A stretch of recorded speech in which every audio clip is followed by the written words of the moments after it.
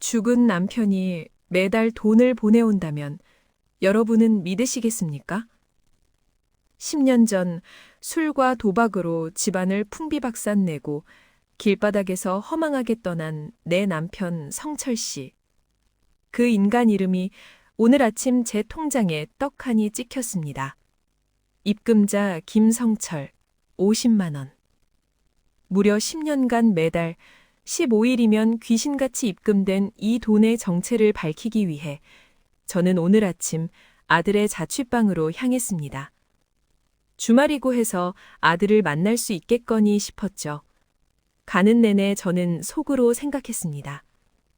10년 전에 죽은 인간이 왜 이제야 나타나 내 마음을 들쑤시는 걸까? 이 돈, 받으면 안 되는 독약 같은 건 아닐까?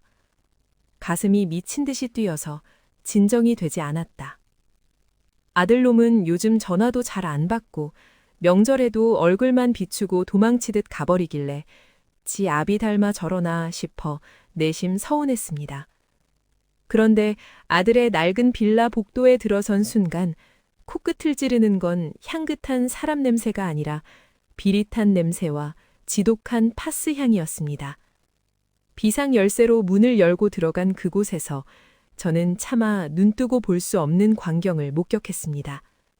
아들이 벽에 기댄 채 자기 팔에 스스로 두꺼운 주삿바늘을 꽂고 있었거든요. 너 지금 뭐 하는 짓이야? 비명을 지르며 달려드는 저를 보며 아들은 당황해 주사기를 숨겼습니다. 방 안을 둘러보니 기가 막히더군요.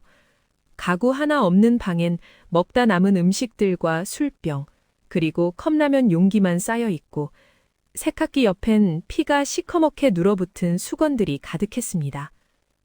속으로 생각했습니다. 내 새끼가 이 지경인데 나는 아들놈이 용돈 안 준다고 서운해만 했구나. 이 멍청한 애미는 죽어야 해. 아들의 팔뚝에 가득한 멍 자국들이 내 심장에 박히는 것 같았습니다. 아들은 잘 다니던 직장을 퇴직 후 친한 선배와 창업을 했으나 곧 회사는 망했고 거액의 빚만 떠안게 됐죠. 사기를 당했던 겁니다. 두어 달 괴로워하더니 정신을 차리더군요. 그리고 닥치는 대로 일을 했습니다. 엄마인 제 입에 고기 반찬 넣어주려고 밤엔 대리운전, 새벽엔 인력시장, 그것도 모자라 신약 임상시험까지 하며 몸을 팔고 있었던 겁니다. 그 돈을 왜 죽은 남편 이름으로 보냈냐고 울며 따지니 아들이 그럽디다. 엄마가 평생 아빠를 원망만 하며 사는 게 가슴 아팠어. 아빠가 엄마한테 갚는 거라고 생각해야 엄마 마음이 조금이라도 편해질 것 같아서. 그 말을 마친 아들이 갑자기 가슴을 부여잡고 피를 토하며 쓰러졌습니다. 임상시험 부작용으로 심장 판막에 무리가 온 것입니다. 정신을 잃어가는 아들을 구급대의 도움으로 병원으로 향하는 차 안에서 아들의 낡은 지갑이 제 눈에 들어왔습니다. 지갑 안에는 약간의 현금과 카드 한 장, 그리고 오래돼 보이는 쪽지 한 장이 있었습니다. 아들은 수술실로 들어갔고 저는 복도에서 아들의 쪽지를 펼쳤습니다. 그건 아들이 쓴 게 아니라 10년 전 남편이 죽기 사흘 전 병원 침대에서 떨리는 손으로 남긴 기록이었습니다. 아들아, 미안하다. 내가 도박꾼 놈들에게 속아 넘겨준 우리 집 문서. 그놈들 사기친 증거 다 모아놨고 재판 중이다. 내가 혹이라도 먼저 가 못 찾으면 네가 꼭 찾아서 내 엄마한테 돌려주렴. 속으로 생각했습니다. 당신은 마지막까지 그 소리를 안 하더니 왜 이 무거운 짐을 아들한테 넘기고 간 거야? 이 불쌍한 아들이 나 하나 편하게 하려고 10년을 지옥에서 버텼단 말인가? 그때 아들의 휴대폰으로 법무법인에서 연락이 왔습니다. 김성철 씨 유족 되십니까? 10년간의 소송이 드디어 끝났습니다. 사기당한 대지의 소유권 이전과 그동안의 재판 소송 비용, 그리고 이자까지 포함해 약 8억 원의 배상금이 입금될 예정입니다.